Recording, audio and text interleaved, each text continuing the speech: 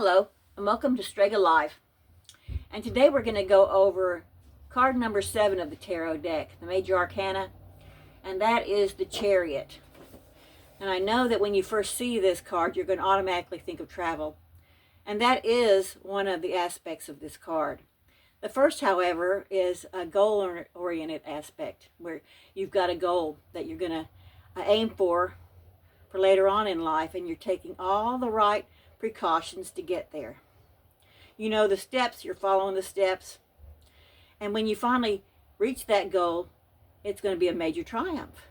It's like Aesop's fable with the tortoise and the hare. This is the tortoise. Anything worth having is worth putting effort into. If you do like this and just cut corners and just try to get that instant gratification, then you're not going to be happy with what you end up with. And neither are the people around you. Okay? So, now, the second meaning is travel and maybe the purchase of a new vehicle. That's what this one means. So, if it is the purchase of a new vehicle, you know, the person has really taken it on a test drive. They've looked into it. They made sure that they can afford it. And, you know, it's a good thing. It could also mean travel. The Chariot means travel. You could be going, you or someone you know could be going on vacation. They could be going off to college. They could be going on a business trip. They could be going to grandma's house for the weekend. They could be going on a cruise. They could be going hiking. This card is the person that is prepared for any of those situations. The person that makes sure that they have the itinerary, they have the funding, they have a place to stay, they know, they know every aspect.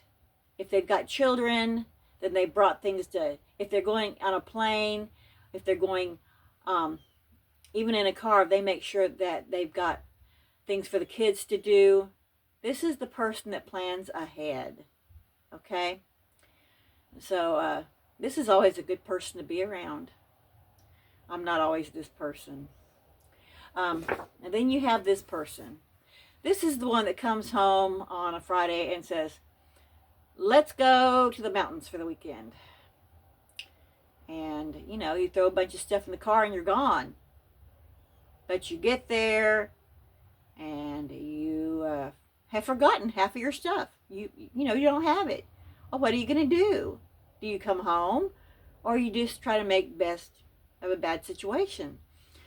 Well, if you would have put just a little effort into it, you wouldn't have had that bad situation. You know, in every video I make, that phone starts ringing.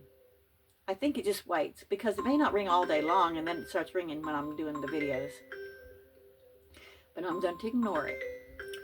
So, let's go ahead and decide which one we would rather do. Are we wanting to be the planner? The one that is happy with our life and knows what we're doing? Or do we want to be the one to cut corners and be frustrated?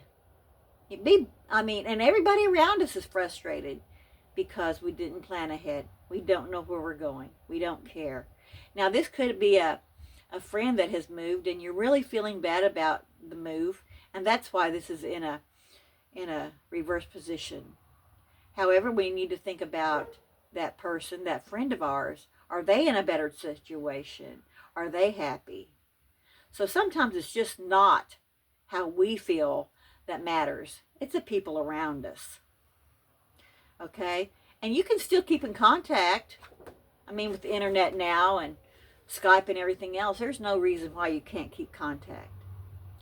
So, the dual meanings: have a goal in place, follow the steps to get there, and travel. Be prepared for anything that might come along. Be prepared. You don't want to find yourself in a situation where you don't know what to do, or you have to be rescued by emergency medical or something. So, be prepared, okay? And that's all this one really means. And tomorrow I'll be doing the Strength card, and that's one of my favorite cards. But that's for tomorrow. So today, I'm just going to tell you a little bit of a story.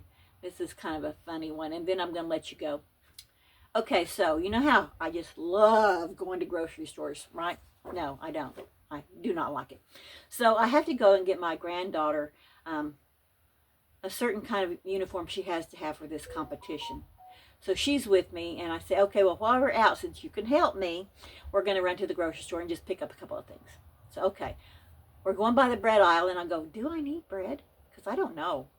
And then down the middle of the aisle, there's nobody else in that aisle. There is no wind gust. A loaf of bread jumps off and pops into the middle of the aisle. Okay? Happens to us all the time, and this is how reticent my family is with it. My granddaughter says, we don't even like sourdough.